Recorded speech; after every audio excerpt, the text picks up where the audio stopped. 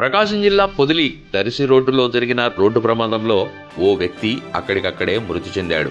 వివరాల్లోకి వెళ్తే పొదిలి మండలం ఆముదాలపల్లి గ్రామానికి చెందిన పూసలపాటి ఇజ్రాయెల్ అనేటువంటి వ్యక్తి తన భార్య రమణ స్వగ్రామం రాజంపల్లికి బైక్పై వెళ్లే క్రమంలో పొదిలిలోని స్థానిక ఇండియన్ గ్యాస్ గోడౌన్ సమీపంలో వస్తున్న బొలెరో వాహనాన్ని ఢీకొట్టడంతో తీవ్రంగా గాయపడిన వ్యక్తి అక్కడికక్కడే మృతి చెందాడు.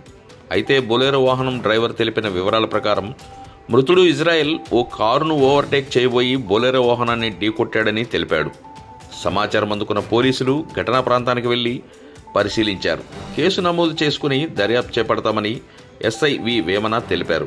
మృతుడు ఇజ్రాయెల్కు పెళ్లై 2 సంవత్సరాలు 11 నెలల పాప కూడా ఉందని పోలీసులు తెలిపారు.